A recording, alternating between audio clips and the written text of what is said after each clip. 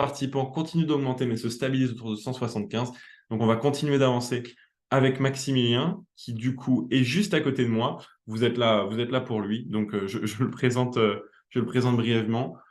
Maximilien, merci d'être ici. Maximilien, il travaille chez Doctolib. Il est dans l'équipe grand compte de Doctolib. Si tu peux nous dire en 2 secondes en quoi ça consiste avant qu'on lance tout ça. Ouais, avec plaisir. Déjà, merci de m'accueillir ici.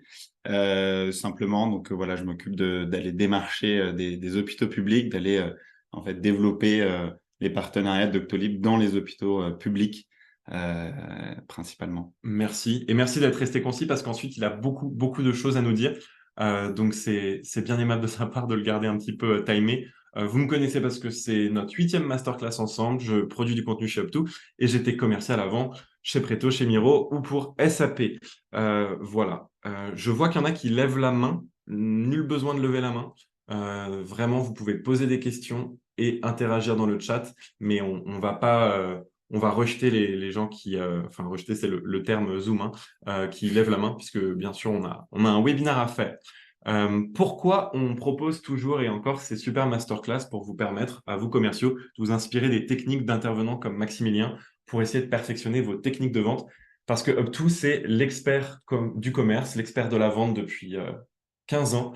Et c'est toujours bien sûr notre plus-value d'accueillir des gens qui sont experts de leur métier, comme nous, on peut être experts du coup des métiers de la vente. Vous connaissez normalement ces chiffres si ce n'est pas votre première masterclass.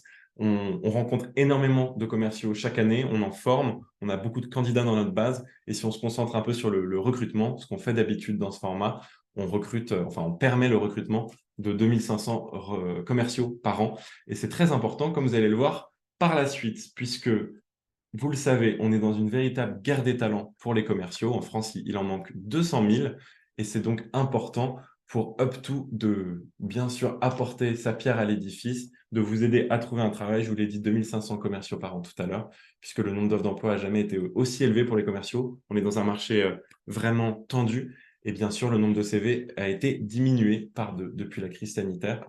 Vous êtes peut-être déjà conscient de toutes ces statistiques. Voilà.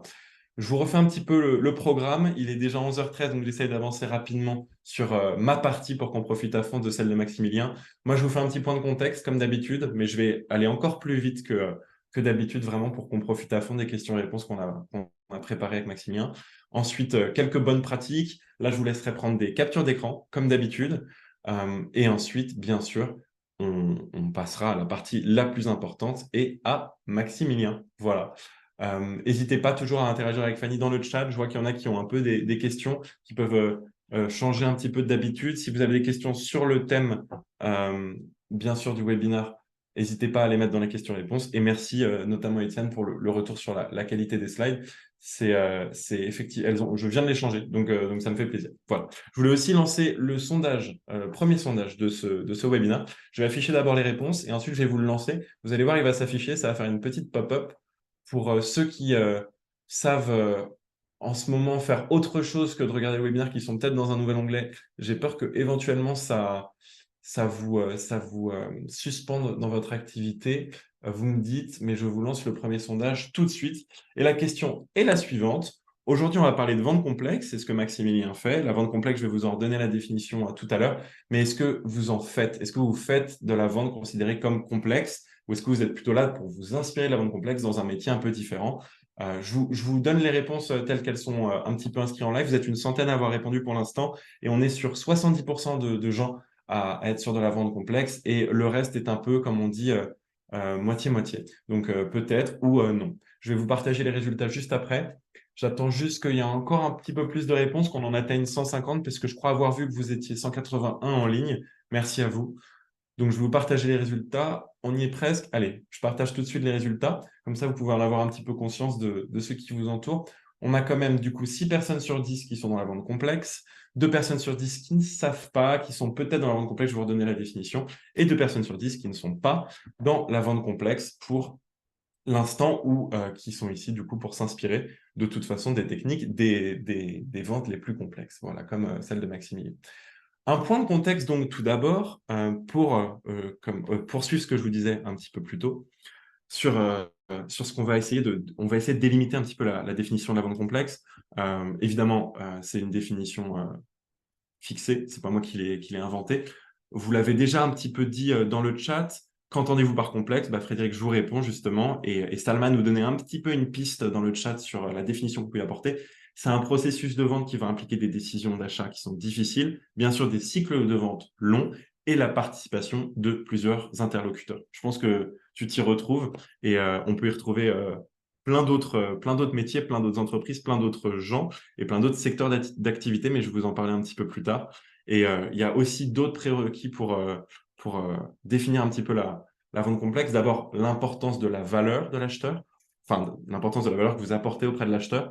Et bien sûr, il y a un véritable défi d'adhésion de l'acheteur à la décision d'achat. On n'est pas sur de la vente, comme on dit, transactionnelle sur des cycles courts, où là, ça va être beaucoup plus, bien sûr, rapide et moins problématique ou moins complexe vis-à-vis non seulement du commercial, mais évidemment de l'acheteur qui est ciblé, puisque bien sûr, là, on est sur de la vente complexe. Voilà.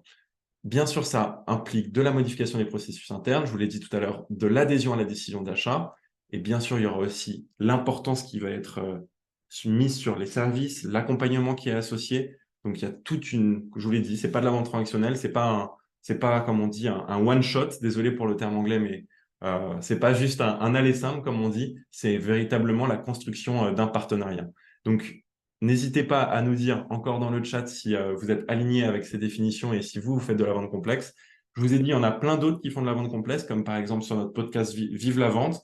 On a reçu récemment la VP Sales de Brigade, qui elle fait bien sûr de la vente complexe, en plus dans le secteur public, puisqu'elle s'occupe du healthcare market. Mais on a plein d'autres exemples sur cette saison de Vive la vente du podcast. Fanny va vous le partager à un moment donné dans le chat, et on a reçu de très beaux noms qui font de la vente complexe. C'est souvent ce genre de belles ventes dont on a envie de s'inspirer, même quand on fait des ventes qui sont un peu plus courtes et entre guillemets un petit peu plus simplifiées en termes de méthode, de discours et d'interlocuteurs.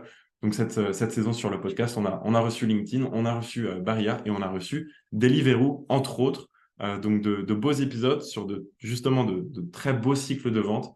Merci Fanny pour le lien qui est dans le chat. Vous pouvez découvrir ce podcast, vous le sauvegardez dans un onglet et ne surtout pas quitter le webinaire puisqu'on est aux bonnes pratiques.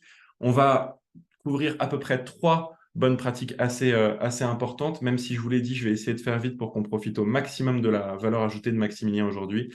Donc, d'abord, personnalisation et adhésion, communication, flexibilité, collaboration et évaluation.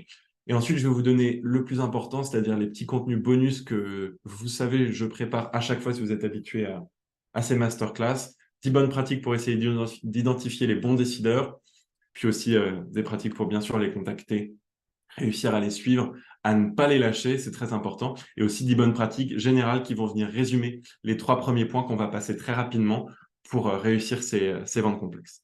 Voilà, je vous l'ai dit, on fait des petits sondages, on essaye de vous faire un petit peu interagir avec nous. Et je sais que vous voulez entendre Max. Et enfin, Max, je lis le commentaire. Mais vous inquiétez pas, je fais vite. Je vous lance le deuxième sondage. On te réclame. On te réclame. Alors, pop, pop, pop, pop, pop. J'arrête le partage des premiers résultats. Et je vous lance ce deuxième sondage à l'instant. Et je vous lis les réponses en même temps.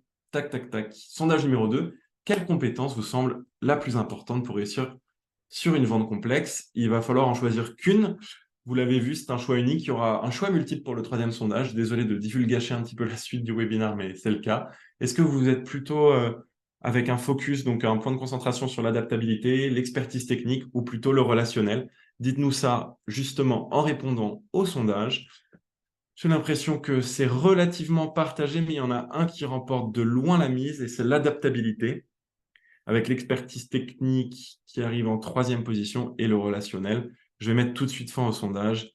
Vous partagez les résultats et vous pouvez vous en imprégner. L'adaptabilité, ça va être peut-être le premier point et celui qui remporte le tout. Tu nous diras peut-être ce que tu en penses un petit peu plus tard, Maximilien. Je suis assez d'accord avec cette réponse. Je pense que c'était aussi un terme relativement général qui peut couvrir les deux autres. J'ai essayé de scinder un peu plus, mais c'était difficile de faire clivant sur ces réponses-là. En tout cas, je vous comprends, parce que c'est peut-être le plus important. Maximilien, en tout cas, a l'air de le penser. Il va nous en redire un peu plus tout à l'heure. Je vais passer très rapidement ces choses-là parce que je pense que vous en êtes tout à fait conscient et que Maximilien pourra appuyer mon propos beaucoup mieux avec ses exemples et ses cas pratiques. Lorsqu'on parle de vente complexe, c'est évidemment nécessaire de personnaliser et de faire adhérer l'interlocuteur à son approche. Et Maximilien nous donnera des super exemples sur la personnalisation et sur, évidemment, comment mettre en avant les avantages de sa proposition de valeur. Je vous en laisse vous en imprégner que quelques secondes pour qu'on puisse passer à la suite et à la valeur ajoutée de Maximilien. Et ensuite, on parle de communication et de flexibilité. Alors, bien sûr, très important de continuer à surmonter tout ce qui est objection, ça, que ce soit dans la vente transactionnelle ou dans la vente complexe, vous en êtes tout à fait conscient. Mais bien sûr, il y aura des manières différentes de le faire. Je pense par exemple au fait de fournir des témoignages tangibles, des preuves avec de la data. Attendez, je crois que j'ai l'impression que euh, vous voyez toujours les résultats du sondage. Vous me dites si ça vous dérange, je pourrais les supprimer si besoin. Et bien sûr, Maximilien nous apportera, super, merci Elias, super, merci beaucoup pour le retour. Et Maximilien nous donnera donc des exemples de comment valoriser ses réussites passées et apporter donc des preuves tangibles des succès de sa proposition de valeur avec des belles histoires clients, mais je crois qu'il y a un terme anglais qui tombera. Donc, j'ose pas le spoiler, comme on dit toujours en anglais, mais il y en aura un. Et bien sûr, à la fin, une collaboration étroite, c'est l'intérêt de nouer des partenariats. C'est d'ailleurs pour ça que tu as le terme partenariat dans ton intitulé de poste également en français, puisque la vente complexe, quand on passe beaucoup de temps sur un cycle de vente, c'est aussi dans cet objectif de pouvoir nouer des relations étroites avec ses clients pour continuer évidemment à construire des relations, à se servir de ces relations initiales pour en construire d'autres. Et comme je vous le disais vers la fin de cette slide, toujours avoir cette approche orientée résultat, et Maximilien nous en dira encore plus, mais rester agile pour continuer, bien sûr, de faire évoluer ces méthodes. Donc, le résultat compte, mais le faire progresser vos méthodes d'étape en étape, c'est aussi très important. Et d'ailleurs, c'est pour ça qu'on est là tous aujourd'hui pour continuer de progresser. Et là, à vos claviers, à vos téléphones portables, si vous ne savez pas encore prendre de capture d'écran de vos écrans, de capture, pardon, de vos écrans, mais je vous ai mis 10 bonnes pratiques pour identifier les bons décideurs et ensuite 10 bonnes pratiques, bien sûr, pour... Attendez, je vous laisse les 5 autres. Et il y aura ensuite 10 bonnes pratiques pour réussir dans la vente complexe. Donc voilà, je vous laisse vous en imprégner. Évidemment, je le rappelle, le webinaire sera disponible en replay et vous pourrez prendre en, en screenshot tout ça. Et je vous le disais aussi, 10 bonnes pratiques pour réussir ces ventes complexes. Je passe dessus rapidement parce que j'ai quelques demandes sur le chat de vraiment faire arriver Maximilien le plus vite possible. Donc, je vous lis rapidement et merci pour vos retours également sur les slides, c'est bien aimable. Et je sais que vous êtes là pour Maximilien, on y arrive, vous inquiétez pas. Il aura la majorité du temps de ce webinaire et aussi, bien sûr, il y aura la FAQ à la fin de ce webinaire. Merci Jean-Baptiste pour le retour. Je te laisse pas avoir par la pression là. Continue. C'est le chat. Enfin, je vous le rappelle, on le repartage et ensuite, vous inquiétez pas, c'est place à l'intervenant. On a d'autres masterclass. Là, c'est la 8e. Ça fait 1 an qu'on en produit à peu près une toutes les 5-6 semaines. Il y en a beaucoup d'autres. Elles sont toutes disponibles sur notre blog et sur notre chaîne YouTube. Donc, n'hésitez pas à y accéder. Fanny va vous partager incessamment sous peu dans le chat le lien de notre chaîne YouTube et bien sûr de notre blog. Et vous l'aurez compris, l'objectif de ce webinaire, c'est aussi et bien sûr de mettre en avant notre valeur ajoutée, puisque sans nous, on ne pouvait pas profiter de la valeur de notre intervenant, qui est la raison pour laquelle on est tous là aujourd'hui. Vous l'aurez bien compris, Loïc. Voilà. Place à notre intervenant, mais que dis-je? D'abord, un dernier sondage, puisque si on est très intéressé aujourd'hui par les réponses de Maximilien, on est également très intéressé par pardon, je lis un truc, vos petites réponses sur ce thème pour avoir un petit peu votre son de cloche et comment est-ce que vous anticipez vos ventes, comment est-ce que vous les approchez. Voilà, je vous lance ça. Normalement, ça devrait s'afficher à partir de maintenant. Et vous pouvez répondre à ce sondage. Là, c'est un choix multiple, donc n'hésitez pas à sélectionner plusieurs options. Comme ça, on pourra voir peut-être laquelle est la moins importante, notamment pour vous, et laquelle est la plus importante, même si vous pouvez répondre à toutes les questions. Et merci pour vos retours sur le chat. Ils ont vraiment très hâte de te voir, enfin de t'entendre. plutôt. Et je vous encourage aussi à poser vos questions dans l'onglet questions-réponses. J'attends encore vos réponses, voilà, au sondage. Et normalement, Jules, je vois votre question, mais vous pouvez voir Maximilien, parce que vous pouvez aussi nous poser des questions directement sur le chat. Euh, Merci d'ailleurs pour vos retours. Et ensuite, je mets fin au sondage. Vous êtes 150 à avoir répondu et 185 en ligne. Merci beaucoup pour vos retours. Et voilà, je vous partage les résultats. On va les regarder un petit peu, histoire d'introduire Maximilien pour commencer. Alors, c'est intéressant parce que c'est la communication. Non, c'est pas la communication. C'est l'utilisation de données témoignage client qui arrive en dernier. Je pense que c'est parce que c'est peut-être pour les gens une En fait, je pense que tout est... Ouais, ah oui, ça c'est sûr. les 4 propositions sont intéressantes. C'est pour ça que j'avais Il faut mis travailler sur les 4. privilégié. Mais tu vois, ils sont sur la personnalisation et je pense que toi aussi, non? Personnalisation à fond et relation de confiance, je pense, c'est essentiel dans de la vente complexe. Ouais. Eh bien, comme ça, vous êtes tous alignés et c'est parfait. Et je réponds à Charles qui nous demande s'il y a un quiz à la fin du webinaire. Non, c'est une très bonne idée. C'est quelque chose que je retiendrai pour une future masterclass. Je vous préviendrai s'il y en a un jour. Il n'y a pas de quiz. La seule personne qui est quizzée aujourd'hui, c'est Maximilien. Et justement, on y arrive. Hop là, première question. Et je vais décaler un peu les choses parce que nous, on vous regarde un petit peu au-dessus. Et là, on avait le sondage en plein milieu. Donc voilà, on y est. On va pouvoir profiter de toutes ces questions et de toutes ces réponses qu'on a bien préparées ensemble en plus. Donc voilà. Première question, Maximilien. Tout le monde avait hâte de t'entendre. J'ai fait au plus vite sur ma partie, chers Trop de amis. pression. J'ai vraiment fait au plus vite. Je ne vous ai jamais vu aussi impatient, donc tu peux être ravi. Je vous ai jamais vu aussi impatient d'entendre un de nos intervenants. Et en plus, maintenant, il y a 195 participants.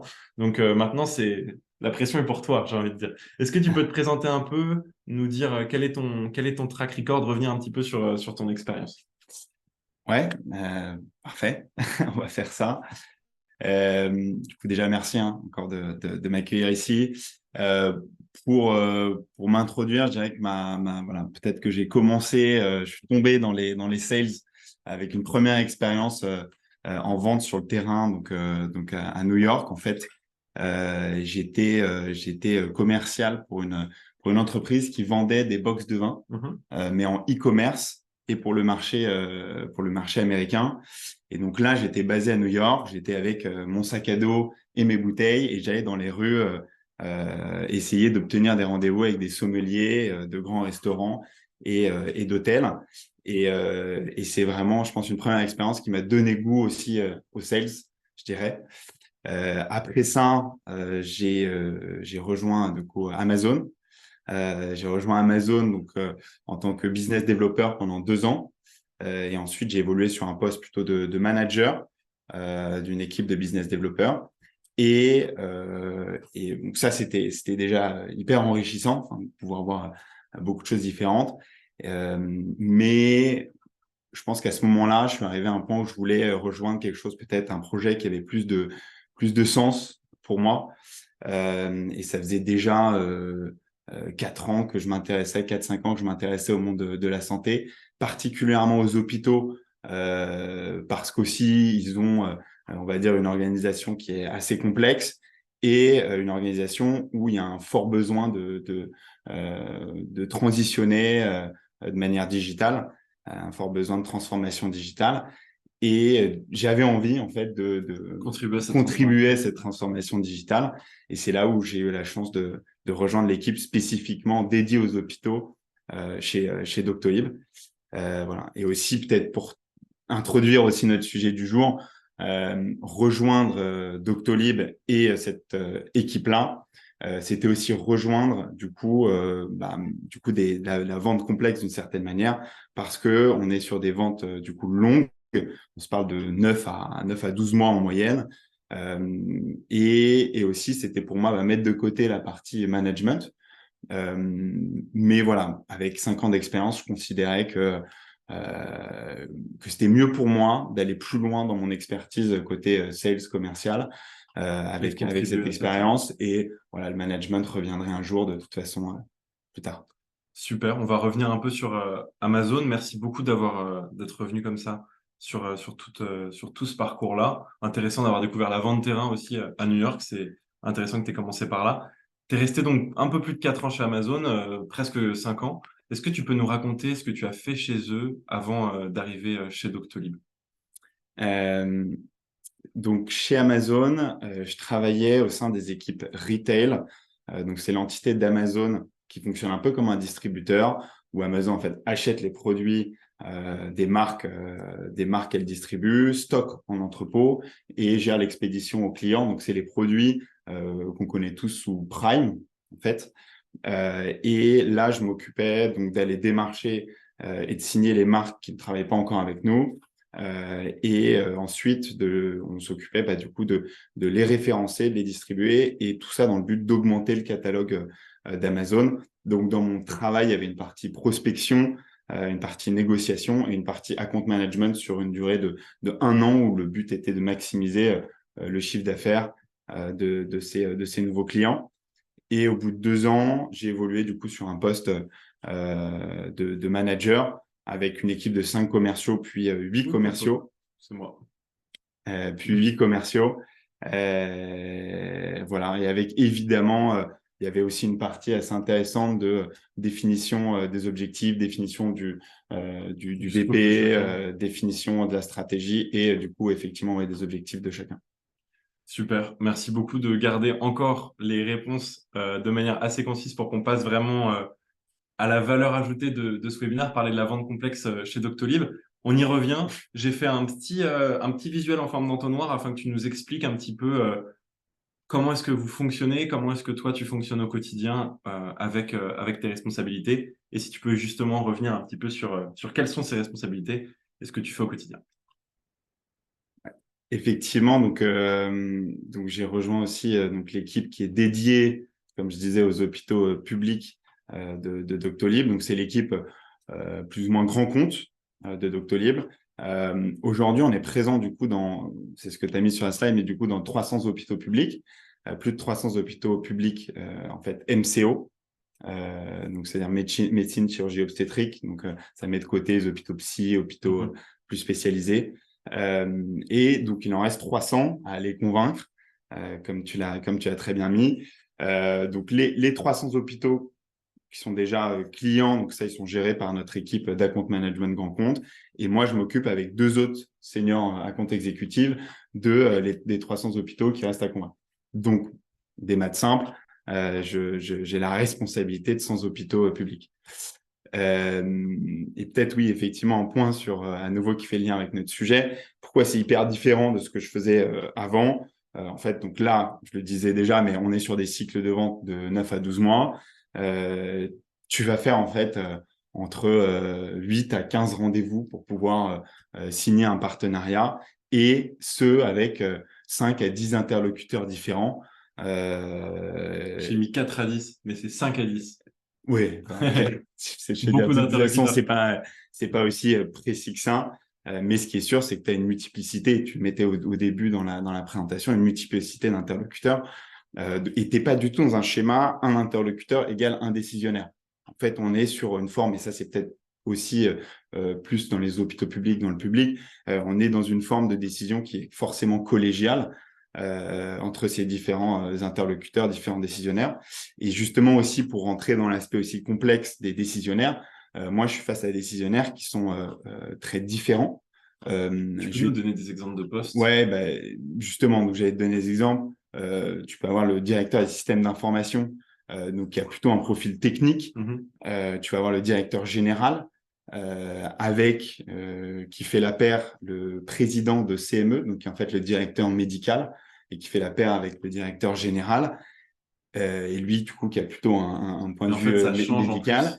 Et tu as aussi tout un tas de directeurs sur différents pôles qui sont des directeurs d'hôpitaux et qui sont souvent issus d'une même école qui s'appelle le HESP, qui est en fait un peu l'ENA, mais pour une version santé publique. Ok. Et ils ont quoi comme parcours à la base? C'est très Sciences Po, okay. Comme plus politique comme étude. Okay. Mais après, effectivement, une spécialisation souvent tu as un schéma où ils font Sciences Po, puis C'est le une fonction HESC. publique de haut niveau. C'est aux fonctionnaires, Ok. effectivement, comme, Mais c'est comme... intéressant parce que je pense, j'essaye de fermer le chat pour pas trop qu'on perde de temps à réagir en direct, comme je peux avoir un petit peu la gourmandise de faire pendant la plupart des masterclass. Mais c'est intéressant aussi de voir que Maximilien, il va avoir des interlocuteurs assez différents de ce qu'on peut attendre de la vente complexe. Vous donnez des exemples tout à l'heure de Orange, de LinkedIn, du podcast, qui eux vont avoir des interlocuteurs B2B. Et là, on est sur une vente complexe qui est somme toute très différente et du coup qui est encore plus enrichissante de par ses techniques puisque Maximilien a des interlocuteurs du secteur public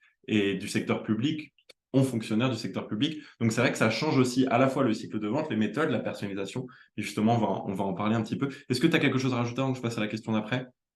Non, c'est bon. Tu Pas de disais, question. moi j'avais une autre question de follow-up, celle-là je l'ai préparée, pas comme celle d'avant. Le cycle de vente de 9 à 12 mois, ça veut dire que comme tu es arrivé en septembre 2022, tu commences à signer depuis quelques mois.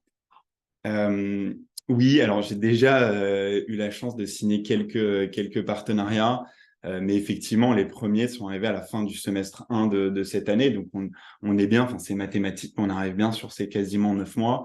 J'ai dû signer, on va dire, 3 partenariats avec des gros établissements et 3 avec des plus petits en termes de Mhm. périmètre.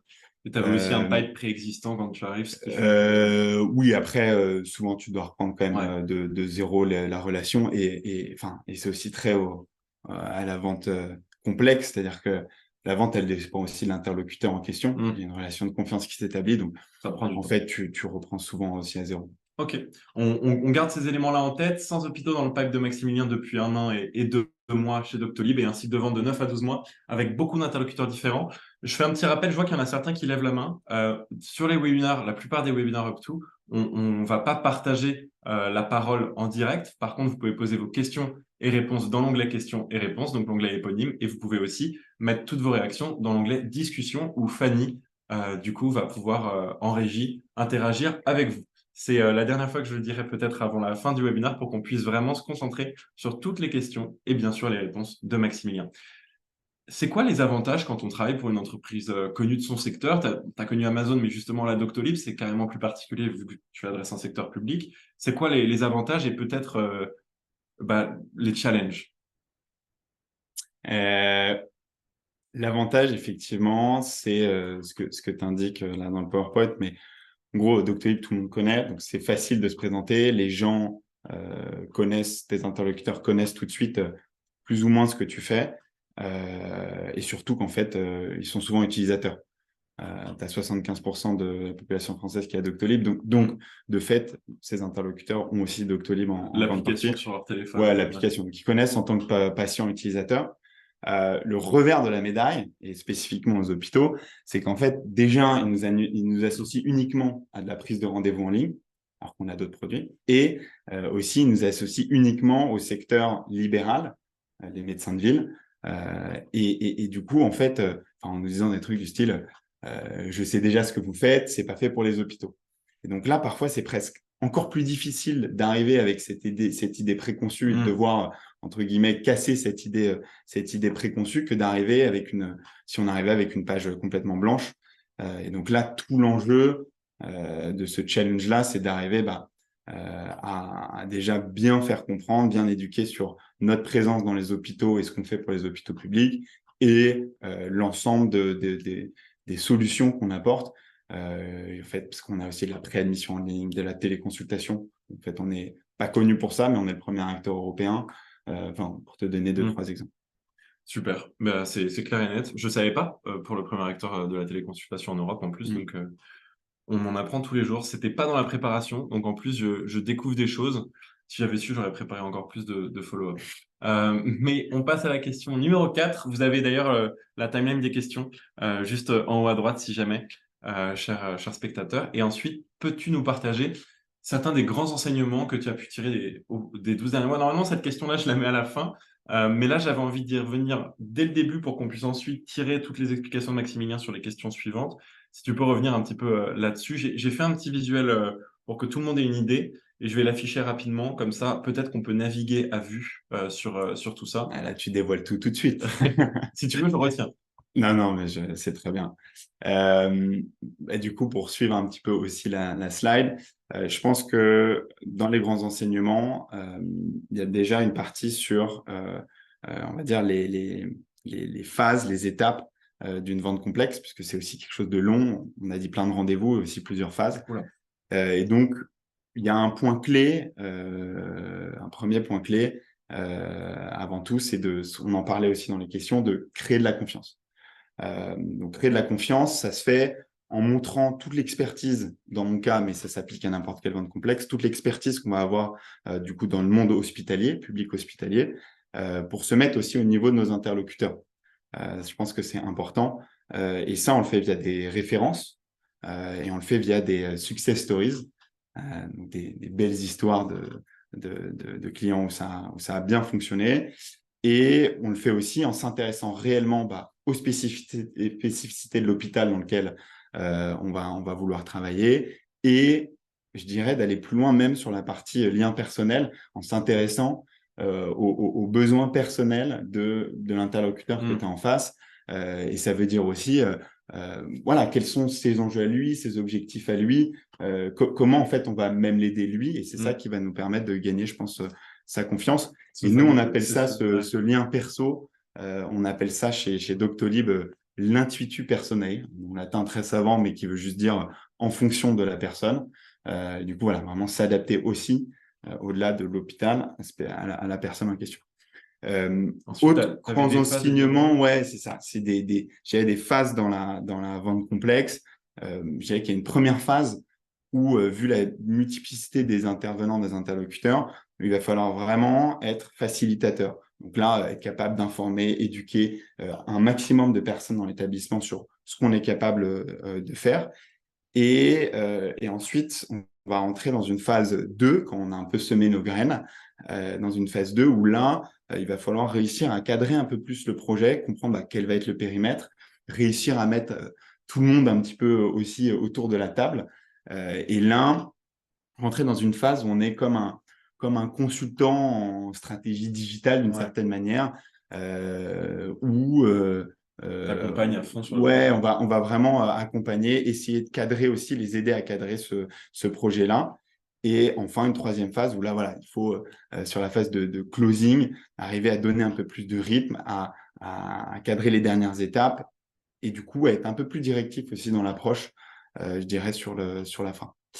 Et enfin, des casquettes un peu Et ce, différentes. voilà. Et donc, ouais, pour prendre un autre prisme aussi sur la vente complexe, c'est vrai qu'au-delà des phases qui est plus chronologique, il y a aussi un côté où on va prendre plusieurs casquettes. J'aime bien dire qu'au début, on est vraiment un enquêteur, parce que le but, c'est voilà, d'aller récupérer beaucoup de phases de découverte, d'aller récupérer des infos sur les besoins, sur le périmètre, sur ce qu'on va pouvoir apporter. Et après, un job aussi, voilà, et aussi comprendre en tant qu'enquêteur qui va être promoteur de Doctolib, qui va être plutôt détracteur de cette solution. Ça, c'est en un. Tu as aussi un job de coordinateur, j'en parlais déjà, voilà, cadrer, mettre tout le monde autour de la table. Et évidemment, tu dois être méga, méga résilient parce que c'est long, parfois c'est frustrant et parfois tu vois pas trop le bout, quoi. En plus, j'imagine que pour certains, vous n'êtes pas forcément un nice to have, mais plutôt, enfin, que vous n'êtes pas forcément un must have, mais plutôt un nice to have. Ou comment est-ce que vous vous imposez par rapport à ça? C'est un bon point. Je t'avais dit en préparation un truc avec Mojo. Je t'avais dit, c'est un peu comme si, pour ceux qui connaissent Mojo, qui connaissent Salesforce, qui sont deux outils super pour les forces commerciales, je t'avais dit, c'est un peu comme si vous étiez Mojo par rapport à Salesforce. Non, là, c'est plutôt comme si on était Salesforce par rapport à SAP, Ouais, quand donc même. vraiment, j'aime bien la On- référence. mais ouais, c'est ça. En fait, on est plutôt un nice to have, tant à être un must-have au fur et à mesure. Mais le must-have pour eux, c'est ce qu'on appelle le DPI, dossier patient informatique, Ouais. qui est en gros leur SAP, leur ERP de l'hôpital. Leur Euh, Windows pratiquement. euh, Ouais. là, t'es dur. Ok. Eux, c'est ça. Eux, c'est Windows Mais c'est la base en tout cas. et nous, on est SAP. Et on vous essaie de vous rajouter à cette base et ça doit pas être évident. Mais Exactement, c'est ça. sur la préparation dont tu parlais, on va y revenir justement dans la question suivante. Vous allez voir, c'est très intéressant le nombre de choses que Maximilien doit faire pour préparer bien un rendez-vous et surtout le temps qui passe sur un rendez-vous. Donc, comment s'articulent tes missions au quotidien? On a à nouveau un visuel un peu plus large et c'est notre cinquième question. Voilà. Dis-nous un petit peu comment tu articules toutes tes missions. Il y a un agenda précis qui s'articule. Je trouve que ça représente assez bien le cycle de vente de bout en bout. Ouais. T'as tout dit. On peut passer à la suite. Ouais, donc des appels, effectivement, déjà, hein, je rappelle mon périmètre, donc j'ai une centaine d'hôpitaux dont j'ai la responsabilité. Donc ça reste relativement petit avec des cycles de vente où il n'y en a que certains où il y a des cycles de vente ouverts. Euh, donc il y a évidemment des appels, une bonne partie d'appels pour essayer de réouvrir, relancer des cycles de vente dans des établissements où ça s'est essoufflé, ou bien lancer tout simplement un cycle de vente dans des nouveaux établissements, ce qui est rare. Et ensuite pouvoir obtenir du coup des rendez-vous. Des rendez-vous, du coup, j'en fais 4 à 5 par semaine, comme c'est indiqué là. Et ça me prend en préparation, ça me prend quand même 2 heures, je dirais, en moyenne, pour 1 heure de rendez-vous. Donc, ce qui est quand même relativement conséquent. Et même là, c'est 2 heures au bout d'un an. C'est-à-dire qu'au début, c'était Ouais. encore plus long. Une fois que les rendez-vous sont faits, faire des comptes rendus hyper détaillés, impactants, essayer d'obtenir des prochaines étapes intéressantes qui vont faire avancer les choses. Et là-dedans, dans les comptes rendus, tu peux aussi avoir des propositions de rétro-planning, des modèles de retour sur investissement. Ça dépend à quel niveau tu es aussi de la négociation, de la discussion. Et ensuite, évidemment, avoir des prochaines étapes, des rendez-vous de suivi. Et, Et euh, et, de le, et démo, le- et tu le veux dire cycle aussi. revient avec des appels pour Hmm. refaire des rendez-vous et ainsi de suite. Et je dirais que des rendez-vous, tu as aussi des rendez-vous plus opérationnels, on va dire par le bas d'une certaine manière. Donc des rendez-vous qui sont plus de démonstration, de démo pour les utilisateurs, les usagers, type secrétaire, type praticien Mhm. hospitalier. Voilà. Et une fois que tout ça est fait, que par exemple, tu as signé un partenariat, tu vas avoir une phase de passation, de cadrage aussi de stratégique du projet avec l'établissement et avec mon équipe interne qui s'occupe du déploiement de Doctolib dans l'hôpital. Et donc là, tu as une phase de passation et de cadrage. Magnifique. Il y avait aussi un aspect formation sur lequel on peut revenir. Il y a aussi beaucoup de formations pour que vous soyez un petit peu updaté. Très bon point. Je pense que ça ferait plaisir à mon boss que je le mentionne parce Parce que que c'est un point sur lequel il insiste beaucoup. Maximilien a ses notes, mais du coup, il essaie de tout donner spontanément et je me permets comme ça de Non, non, relancer mais un peu les c'est choses. parfait. Non, non, c'est le but aussi quand C'est la on règle du jeu. interagisse. Que là, on est un peu seul dans cette Ouais, salle. c'est vrai que ça fait un peu bunker. Et du coup, oui, On rafraîchit à chaque fois on le fait, savoir. ouais, c'est ça, 1 à 2 heures de formation.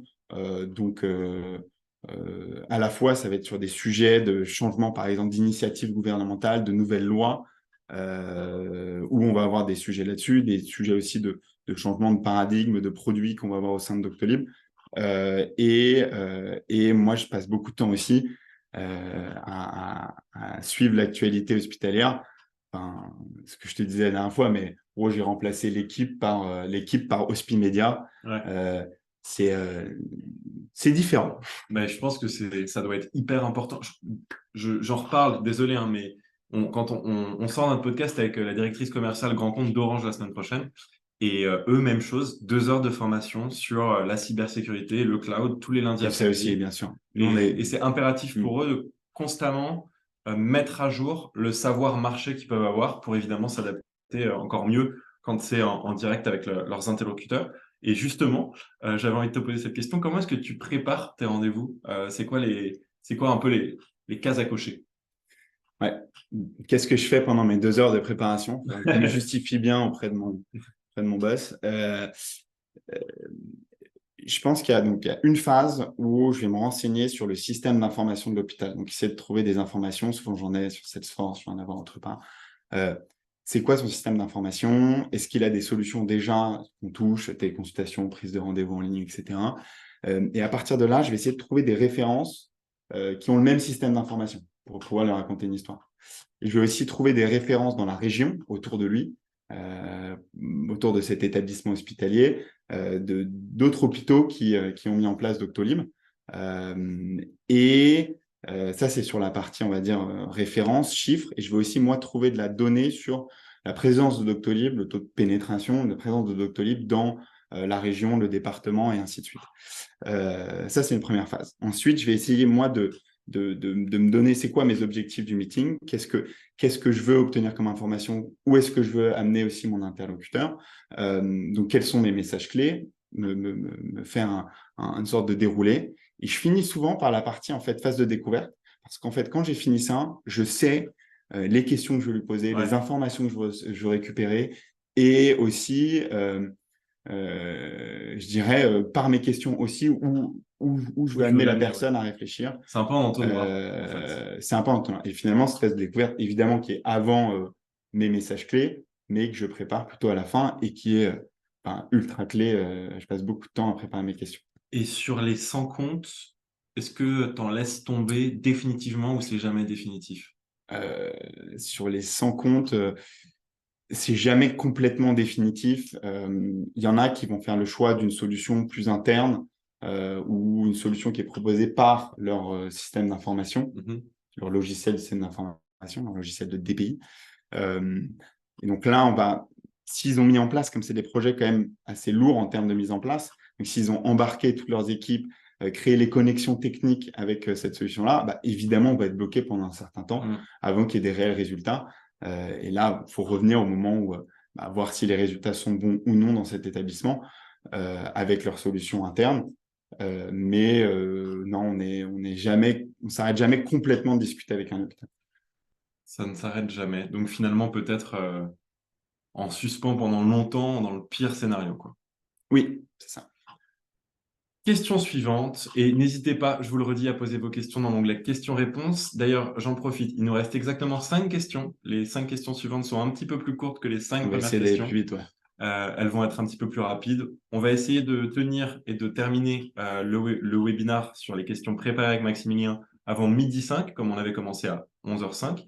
Et ensuite, on fera la FAQ et on essaiera de la faire durer entre midi 5 et midi 15. Voilà, je vous donne un petit peu de rétro-planning. C'est important de donner les étapes à ses interlocuteurs. Je crois que c'est ce que tu vas nous dire justement dans cette question, Maximilien. Mais j'essaie de ne pas trop spoiler. Comment est-ce que tu gères ces nombreux interlocuteurs alors et les cycles de vente longs pour les garder engagés dans le process, les tenir au courant et en plus, tu en as une centaine. Donc, comment est-ce que tu peux gérer ça aussi en termes d'organisation? J'en ai déjà pas mal parlé, donc c'est pour ça que je vais essayer d'aller aussi un peu plus vite sur ces questions, parce que je pense qu'on a traité pas mal de sujets. Dans les interlocuteurs, il y a certains qui sont plutôt ambassadeurs. En fait, assez vite, ça se dessine. Donc, eux, il faut vraiment continuer à créer le lien de confiance, capitaliser dessus pour récupérer des informations, pour effectuer des mises en contact, même au sein de l'établissement hospitalier. Et il y en a d'autres, du coup, plutôt des détracteurs. Et eux, il va falloir les rassurer, leur donner le bon niveau de réassurance. Je me répète. Et voilà, et comme je disais, c'est vraiment souvent, ça va être un par un au début, et après, on va essayer de les mettre tous autour de la table. Et en même temps, à chaque fois? Est-ce que c'est des meetings où ils sont tous en même temps en visio? Ouais, souvent, quand c'est des meetings aussi collégiales, on va essayer de venir sur place. C'est mieux en termes d'interaction. À 10 sur une visio, c'est compliqué, quoi. Et ça, c'est une question un petit peu spontanée, mais c'est quoi, parce que là, on parle de visio. Est-ce que tu es plutôt sur le terrain? Tu es plutôt en visio? C'est quoi la part? C'est une très bonne question. Donc, 4 à 5 rendez-vous par semaine. Je dirais que ça fait une vingtaine par mois. Je dirais que j'en fais 3 par mois, 2 à 3 par mois sur le terrain. Donc, 1 sur 4, 1 sur 5, 1 sur 4, 1 sur 5 sur le terrain. En fait, plutôt 1 sur 5 et mon boss voudrait que je fasse 1 sur 4. D'accord. Non, mais même moi, il faut que je fasse. Parce que je pense que c'est important et ça quand marche tu avances dans les cycles de vente. Ouais. J'imagine qu'avec des acteurs institutionnels comme ça peut encore plus avoir son importance. On parle justement de défis en termes d'organisation, en termes de vouloir peut-être augmenter le nombre de rendez-vous en présentiel. C'est quoi les principaux défis? Si là tu dois les sortir, c'est génial de te voir après 14 mois d'expérience parce que tu as une super, on va dire, visibilité sur la rétro. Tu peux vraiment nous faire une rétro sur ce que là tu as vécu sur les 14 derniers mois. C'est quoi donc les principaux défis que tu peux sortir? Ouais.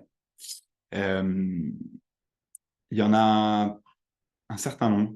C'est pour ça que ça s'appelle vente complexe aussi.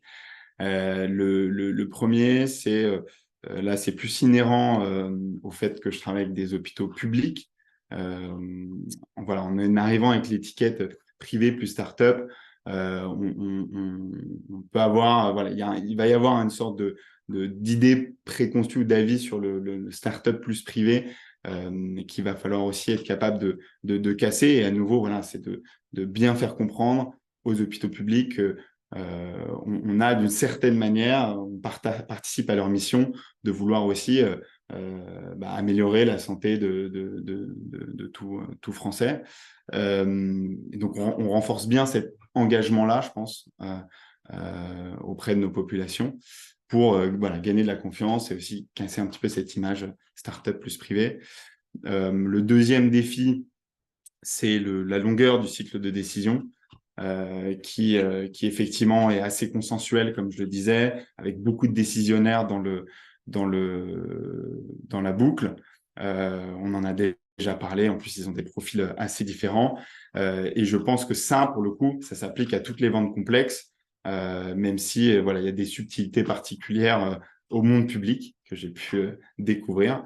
Et donc ça demande beaucoup de résilience, ce temps long, de résilience, de patience. Et c'est là où il faut vraiment être capable d'être facilitateur. Et dernier point, enfin deux derniers points. Un, c'est que les décisionnaires, c'est du coup des C-level qui ont très peu de temps, et ça c'est, je pense, propre à toutes les ventes complexes, qui ont très peu de temps à nous accorder, très peu de temps à m'accorder, qui ont des centaines d'autres priorités. Et donc là, il faut vraiment trouver les bons leviers pour leur apporter un maximum de valeur dans le temps qui nous est imparti. Et je finis juste le dernier défi. C'est aussi lié au temps long, mais plutôt au point 2 sur le cycle de décision qui est long, mais ça demande quand même pas mal d'humilité, de psychologie. Humilité parce que en fait, on est complètement à leur service d'une certaine manière. Et ça, c'est important dans la vente complexe. Et on ne peut pas être dans une forme d'agressivité parce qu'ils ont d'autres priorités. Et il y a une forme de psychologie où, comme je le disais, il faut bien comprendre les tenants et aboutissants, les besoins de la personne en face. Voilà. Donc, un peu pour résumer ces défis, je suis passé sur une vente qui est, que j'aime bien dire, une vente douce. Je me souviens de ça parce que on prépare bien sûr les webinaires, vous l'aurez compris, on a un document, Maximilien nous transmet ses réponses et je fais ces slides au mieux pour essayer de rendre ces réponses un peu plus concises pour que vous ayez une certaine approche visuelle. Et je me souviens t'avoir demandé, c'est quoi du coup, si toi tu fais de la vente douce, de la vente dure un peu? À l'inverse, moi j'ai dit vente transactionnelle tout à l'heure, une vente un peu plus... Non, mais la vente dure, oui, c'est une vente, c'est les appels contre CPF, quoi. Ouais. Enfin, ça peut être plus de choses, mais c'est quand on est dans une forme plus d'agressivité, mais c'est Ou très court en fait finalement. Un très court. interlocuteur, du B2C aussi j'imagine. Ouais, ça peut, voilà, ça peut aller assez loin, mais c'est plus pour voilà, renforcer l'aspect. Je pense qu'il y a d'autres ventes qui sont sur des cycles de vente plus courts, qui sont aussi plus douces. Je pense que c'est applicable à beaucoup de choses, mais, Chez Amazon, mais tu dirais que tu étais dans une vente douce également ou un peu moins douce? moins douce. Moins On est douce aussi d'ailleurs. dans une forme Plus rapide aussi, j'imagine. ouais, oui, plus en position de force. Ok. Question suivante, et c'est notre avant-avant-dernière question, puisque là, on approche un petit peu de l'horaire. Il est 11h59. Merci pour votre attention à tous et vos interactions. Je vois Fanny qui continue et persiste de vous rediriger vers l'onglet questions et réponses, où on a beaucoup de questions et beaucoup de réponses. Je vais donc vous encourager, s'il vous plaît, à vous rendre dans l'onglet questions-réponses et à voter pour les questions qui vous intéressent le plus. Comme ça, on sera sûr de les traiter en priorité. Vous pouvez voter pour les questions de chacune et chacun. Voilà, je vous encourage à le faire. Je sais que vous êtes très participatif. Je vois que vous, vous faites beaucoup de feedback dans le chat. J'évite de trop interagir avec, puisque comme ça, on se concentre vraiment à fond sur Maximilien qui me donne des réponses topissimo. Et ensuite, on se concentrera sur vos questions. Je le répète, votez pour les questions que vous préférez dans l'onglet questions et réponses. Et merci à Fanny qui est à votre disposition sur le chat. Question numéro 8. Est-ce que tu peux nous partager, on parlait en plus dans le chat d'écoute, de personnalisation. Est-ce que tu peux nous partager une ou des expériences où la personnalisation a été cruciale dans tes approches commerciales? Là, je crois que j'ai préparé un visuel en 2 slides, justement. Ouais, pour te répondre, je pense que déjà en introduction, en gros, la personnalisation dans la vente complexe, elle est absolument nécessaire dans toutes les approches et à tout moment. Ça commence déjà par le premier contact, par email ou par téléphone. En fait, même à partir de ce moment-là, pour un premier appel, tu as tout de suite besoin de donner des références d'hôpitaux autour, comme je disais, d'hôpitaux autour qui sont équipés de Doctolib. Tu as besoin de donner des références qui ont le même système d'information. Tu peux les attirer, les accrocher avec un data point, une donnée sur la présence de Doctolib dans leur région. Et parfois même, ça peut être des approches du style, je vous appelle, j'étais hier en rendez-vous avec le DSI du CHU d'à Ouais, côté, du CHU de Nancy, qui a telle problématique, Doctolib l'aide sur tel sujet. je tire les points Et communs. voilà. Et ça, c'est important de voir que c'est tout le travail de préparation. Et aussi, c'est un travail avec les autres équipes parce que cette info-là, je vais la récupérer de notre équipe d'account management. Mais hyper important, même dans la première phase, d'être là et de leur donner un truc pour les accrocher et qui montre que tu t'intéresses vraiment à eux. Ensuite, je dirais que la personnalisation, elle est aussi dans le point d'entrée. Ça va du coup, tu vas pouvoir, en fonction de l'hôpital, c'est jamais en fait le même interlocuteur avec qui tu commences. Pour te donner un exemple, un de mes derniers partenariats, mon premier point de contact, alors qu'en général, c'est plutôt un directeur des systèmes d'information.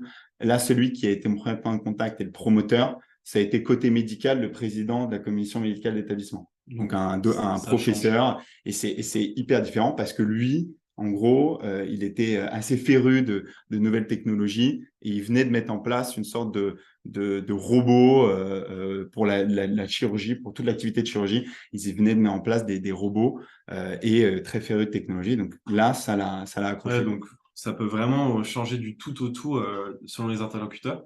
Je ne sais pas si tu as quelque chose à rajouter, mais moi, ça me donne une question, parce que je pense qu'on est beaucoup à le faire, même moi, dans mon métier de création de contenu, podcast et webinar, j'utilise les mêmes mails parfois. Donc toi, tu n'utilises pas forcément les mêmes mails, tu n'as pas forcément des modèles de mails que tu réutilises. Comment est-ce que Non, très peu.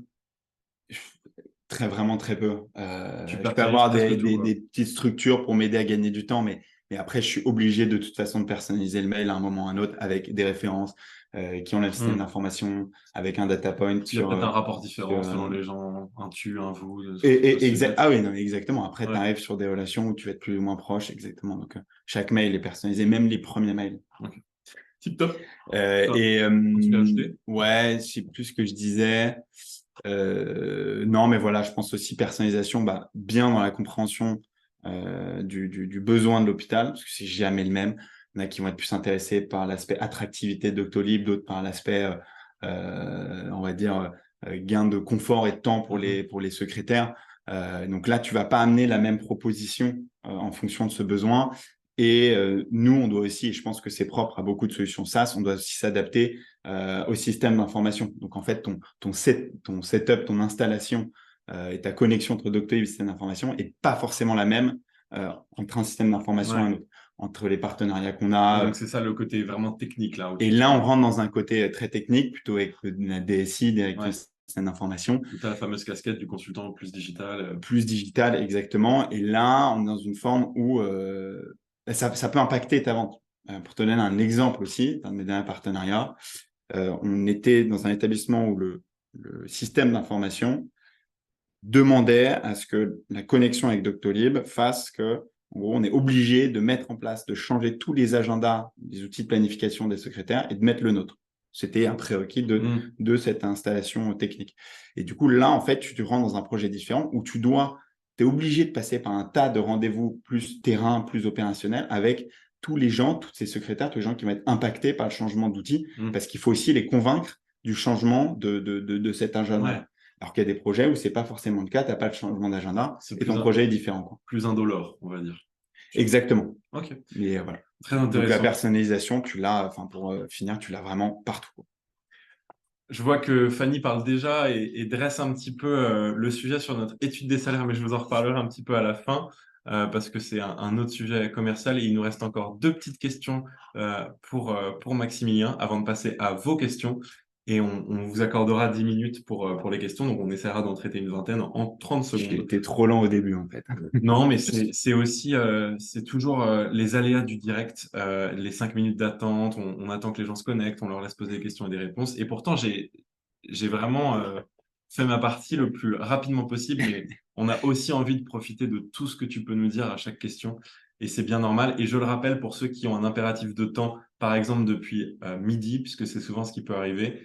Ouais. Il y a eu quelques départs Vous, depuis midi, là. vous savez que le webinar est disponible sur YouTube et donc il sera mis en ligne la semaine prochaine et vous pourrez rattraper et reprendre votre visionnage. Si tu peux revenir rapidement sur ce que vous utilisez en termes de technologie sur Doctolib, vous avez une petite triade technologique et tu disais aussi, oh non, plutôt tu vas nous le dire, je spoil un peu, mais que vous êtes vraiment pas très papier, donc il faut vraiment que tout soit délocalisé et accessible 24/24. Ouais, ça, c'est une culture de mon équipe et aussi ma culture. C'est-à-dire que moi, j'ai vraiment zéro papier. J'utilise énormément mon agenda pour vraiment avoir toute ma to-do, tout ce que je veux faire. La Euh, to-do, elle est sur l'agenda. Elle est sur l'agenda ou elle va être, enfin, elle peut être ajoutée, mais effectivement, ça peut être des plages d'un quart d'heure, des choses comme ça. Mais au moins, je sais vraiment ce que je dois faire de manière assez mathématique. Euh, Salesforce, évidemment, ou HubSpot, mais en tout cas, voilà, Salesforce, un outil de CRM qui va nous permettre, moi, vraiment le mapping, d'avoir tous les décideurs, le mapping, leurs contacts, ce genre de choses. Ça va me donner aussi, je vais aussi avoir je vais pouvoir enregistrer. En fait, j'ai enregistré en Salesforce un maximum d'informations sur l'établissement hospitalier, des informations sur sur son système d'information, et aussi évidemment bah, l'historique des rendez-vous, l'historique des appels. C'est un peu le Doctolib de votre entreprise. Oui, c'est ça. Et les opportunités en cours avec voilà, quel est le périmètre, à quel stade on est. Et ensuite, tu mets tableau avec un X, mais en fait, c'est plutôt l'outil tableau Ah, ok. voilà, pour cette donnée. J'allais mettre dashboard, donc Pour cette donnée. Donc, voilà. Sachant que la donnée aussi, hyper important, parce que nous, on a pas mal travaillé là-dessus. Euh, on doit être, nous, il y a des grosses questions de cybersécurité en santé. Donc, on a dû vraiment travailler à fond sur, et on a des gros niveaux de aussi, protection. ouais, de protection des données et d'être conforme aussi en termes de RGPD. Mais voilà, mais en tout cas, j'utilise Tableau pour ces données-là, comme je disais, sur les hôpitaux dont je vais parler pendant le rendez-vous, avoir les stats sur leurs résultats et avoir les stats sur la présence de Doctolib dans une zone, ainsi de suite. Et ensuite, pour continuer de mettre en commun, là, vous aviez Salesforce pour d'un point de vue commercial, mais il y a Ouais, aussi ce qui peut être le fond, l'organisation, les méthodes, les process, la formation, il y a le cloud.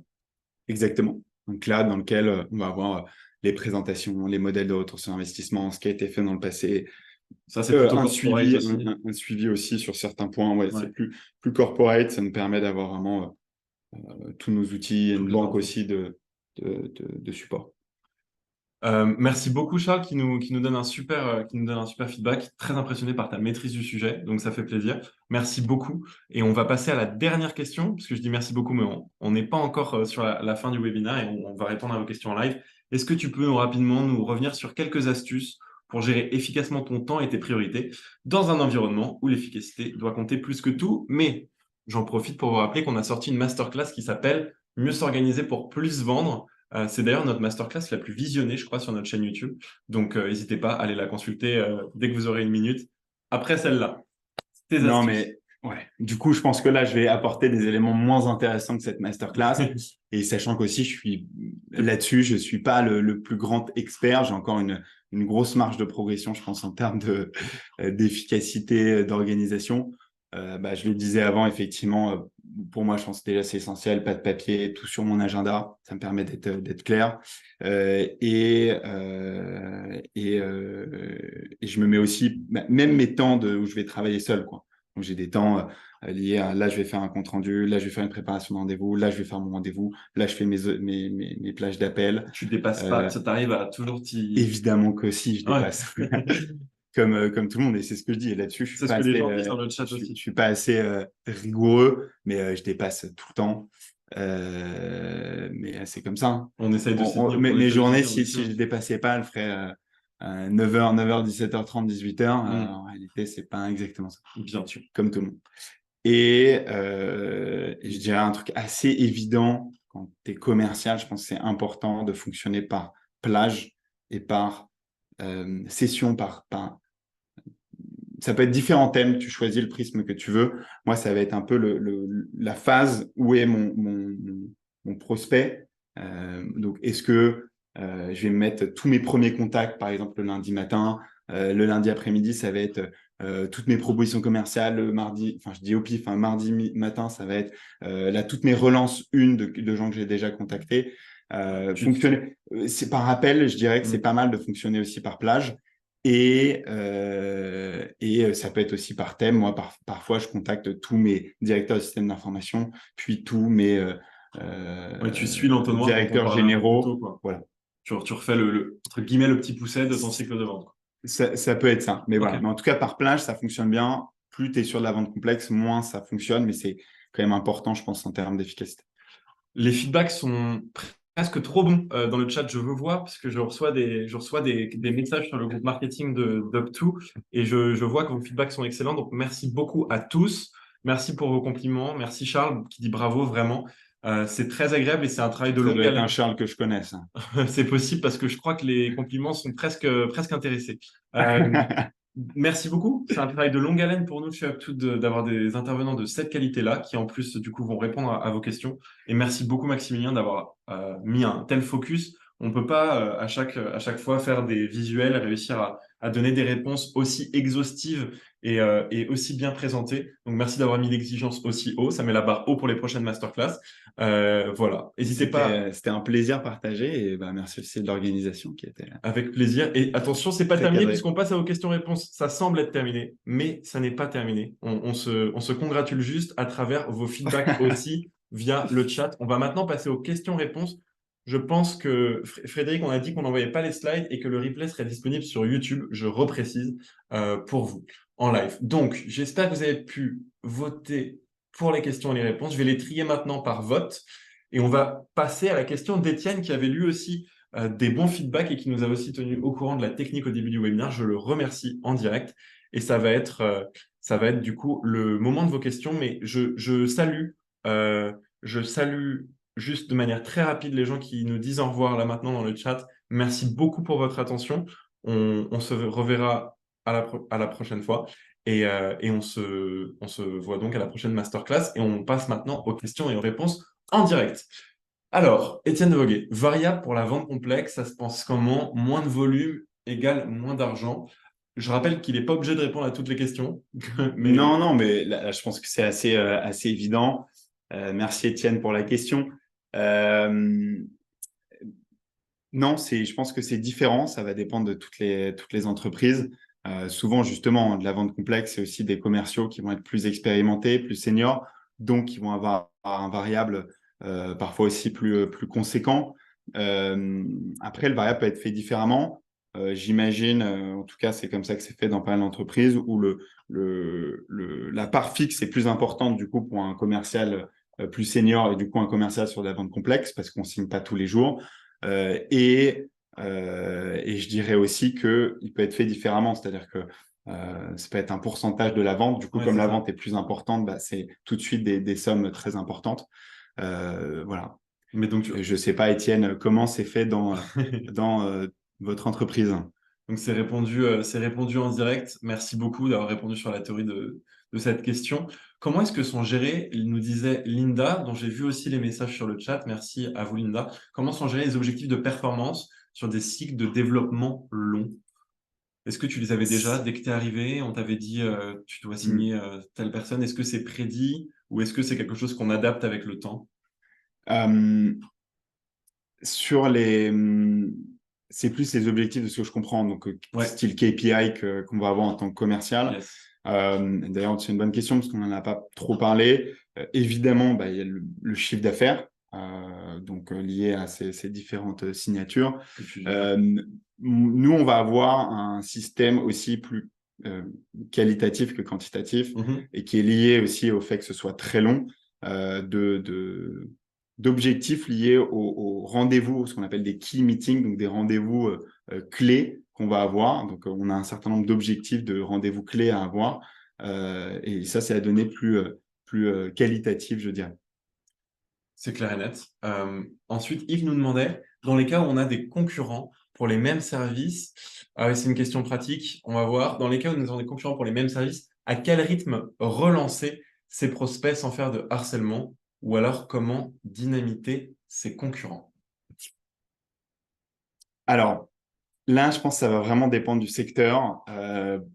Je vais, Yves, vous donner, moi, mon exemple dans le secteur public. Je commence par la fin de la question. En fait, il faut, de mon point de vue, impossible de dynamiter vraiment ses concurrents. Parce que souvent, le concurrent en question, moi, ça va être aussi le même éditeur qui fait le RP, Ouais. le dossier patient informatisé de l'hôpital. Donc, si je dynamite, je fais comprendre à l'hôpital aussi que ils ont fait un mauvais choix, C'est ça. ce qui est impossible. Et je pense que de manière générale, c'est toujours mieux d'être dans une position où plutôt que démonter l'autre, tu vas valoriser ce que toi tu fais de mieux, ce sur quoi tu es unique, ce sur quoi c'est ta force. Nous, par exemple, pour donner un exemple à Yves, souvent ces solutions concurrentes, elles sont faciles à mettre en place parce qu'elles sont déjà quasiment imbriquées dans le système d'information, mais elles n'auront jamais l'usage, elles n'auront jamais le nombre d'utilisateurs qu'on a, la visibilité qu'on a. Et donc, c'est vraiment insister sur ce facteur-là. Et je pense là, retourner le Table point ronde. en posant des questions. En fait. Voilà, vous, quel est votre objectif? Est-ce que votre objectif, c'est seulement d'avoir une brique prise de rendez-vous en ligne ou est-ce que ça va être de vraiment être plus attractif, gagner des nouveaux patients, ce genre de choses? Et là, en fait, amener par ces questions à faire comprendre que notre solution est plus intéressante sans, je pense, dynamiter cash. Oui, faites-le dire à votre client plutôt que de le dire vous-même, entre guillemets, quoi. Et le rythme, bah, je pense que ça dépend de chacun et chacune. Rythme des relances, c'est toujours compliqué. Je pense là, c'est bien utiliser aussi les formes de politesse, savoir et donner, je pense, important de venir avec quelque chose de nouveau. Ah, tiens, on a telle nouveauté, on en avait parlé lors de notre dernier échange. Je voulais vous le partager. Je ne sais pas si ça peut vous intéresser. Si ça vous intéresse, je suis disponible pour prendre du temps. Clair et net. Créer la curiosité. Ouais. Merci beaucoup. On prend encore, allez, 3 questions. Comme ça, on termine pas trop tard pour tout le monde. Et bien sûr, vous pourrez nous poser vos questions bah, à la fois chez Up2 ou vous pouvez aussi gentiment harceler Maximilien sur LinkedIn, euh, comme je le dis souvent. On a Sakala de Saint-Eudes qui nous demande si, comme les organigrammes ne sont pas toujours disponibles sur les sites internet des entreprises, est-ce que tu as des leviers, des astuces, des petits tips, si je peux me permettre un anglicisme, pour trouver les bons interlocuteurs? C'est une très bonne question. Peut-être répondre d'un point de vue même B2B Ouais, avec ouais, parce que moi, ils sont souvent disponibles, donc j'ai moins ce problème-là, mais je vois la question. Peut-être ce qui sont publics. Ouais. un de mes conseils, mais pour le coup, ils sont souvent pas à jour. Ah ouais, Donc, ils datent de 2019. Donc, j'ai cette problématique. Peut-être une question à poser en entretien, c'est voilà, comment, sur ce genre de projet, vous allez décider? Et en fait, là, normalement, l'interlocuteur va aussi dire, bah, voilà, il faut que je valide avec telle personne. Et ça peut déjà nous donner des billes de qui sont les décisionnaires qui vont être dans la boucle par ce système de questions. toi, ils sont Euh, sur LinkedIn, par exemple, ou pas? et ouais, ils sont pas mal sur LinkedIn. Donc voilà, c'est ça le levier que j'ai en tête. Je sais pas si vous avez d'autres idées. C'est à toi de. Moi, j'avais une idée, mais elle est vraiment particulière. Lorsque j'étais commercial pour SAP, j'étais pas chez SAP, mais j'étais dans une autre entreprise. Bon, je vous donne cette technique, mais à l'utiliser avec modération. J'étais allé sur le site d'un concurrent de la solution. Et en fait, j'avais utilisé un site qui s'appelle Web Archive, donc Web Archive, et qui permet de voir la version ancienne du site. Et donc, j'avais pu regarder le site du concurrent de notre solution on était en 2019, datant de 2015. Et j'étais allé dans les témoignages clients qu'il avait en 2015, et ça m'avait permis de comprendre quels étaient les clients qu'il avait en 2015 qu'il n'avait plus en 2019, et donc d'identifier qui étaient les décisionnaires à cette époque-là, en 2015. Donc ça datait, mais ça me permettait aussi de savoir, auprès de notre concurrence, à la fois qui étaient les décisionnaires, et surtout quelles étaient les entreprises qu'on pouvait aller, nous, rechercher. Donc ça vous donne Ok. à la fois une sorte d'ICP et aussi les interlocuteurs, ce qui est assez pratique. Mais c'est une technique, on va dire, particulière et un petit peu. C'est bon bricolage, quoi. Ouais, on va dire ça fait un petit peu chasseur, on va dire. Et ensuite, Martin, encore, il est midi 20, donc vraiment deux questions. Martin Louvel, pourrais-tu nous donner un exemple de vente complexe avec un gros challenge réussi et comment tu t'y es pris de A à Z? Bien joué, Martin, c'est une belle question. Euh, Si tu arrives à la faire en 30 secondes, Maximilien, on pourra aussi faire la deuxième question de Linda. Ouais, j'ai parlé d'un exemple tout à l'heure. Un de mes derniers partenariats, donc point d'entrée, finalement, président de CME. Donc là, j'avais essayé avec plusieurs interlocuteurs, évidemment, directeur de système d'information, ça n'avait pas mordu, directeur général, ça n'avait pas mordu. Président de CME, premier call un peu informel. Et finalement, là, je comprends par des questions aussi, en m'intéressant avec lui et en créant du lien avec lui, que lui, il est très intéressé par les nouvelles technologies. On prévoit un premier rendez-vous. Puis, il met dans la boucle, en fait, lui a aussi créé de son côté une cellule un peu innovation. Enfin, il y a une cellule d'innovation qui s'est créée un peu en parallèle, dans lequel il avait beaucoup, il a bien impulsé. Il a mis dans la boucle, du coup, la direction des systèmes d'information. J'ai eu des premiers rendez-vous avec eux. Et ensuite, j'avais de la complexité puisque c'était un hôpital dans lequel on était obligé, vu l'interface, de changer d'agenda. Et du coup, là, hop, autre ramification qui se fait dans le projet, on devait aussi convaincre les secrétaires du changement d'outil parce qu'en plus, leur outil d'agenda actuel qu'ils avaient était plutôt bon. Donc là, vraiment, être très solide sur la présentation des qualités de nos outils. Une fois que ça c'était validé, il y avait toute la partie cybersécurité où là, rentre dans la boucle, responsable des sécurités systèmes d'information, DPO, donc plus côté légal. Euh, et voilà, donc ça, c'était les différentes étapes. Et ensuite, on est arrivé, rendez-vous là sur place, directement. C'était à 9 h du mat, rendez-vous sur place avec vraiment, là pour le coup, tout le monde. Directeur système d'information, directeur général, président de CME, donc là, une dizaine de personnes. Et là, c'était un peu on va dire, le rendez-vous de closing. Et à partir de ce moment-là, donc là, on avait fait la plupart des phases, toutes les phases opérationnelles, la phase où on rassemble tout le monde. Et on est rentré dans cette phase de closing. Et là, c'était intéressant parce que c'était vraiment pas fini, hein, puisqu'il fallait négocier sur le périmètre, sur le montant, sur plein de choses. Et j'ai eu une grosse phase où mon décisionnaire clé, qui allait vraiment prendre la décision financière, le directeur des systèmes d'information, tout d'un coup me répondait plus du tout. Et donc là, j'ai finalement réussi à trouver aussi son numéro de portable. On s'est appelé et en fait, j'ai découvert, alors que je pensais qu'il y avait un vrai problème dans l'histoire. Enfin, je pensais que du coup, il y avait un vrai problème, que simplement, il était pris par des tonnes de priorités, qu'il n'avait pas pu prendre le sujet. Donc, j'ai bien fait de l'avoir en portable, par téléphone portable. Et là, on a pu enclencher sur vraiment se prendre un rendez-vous pour la négociation finale.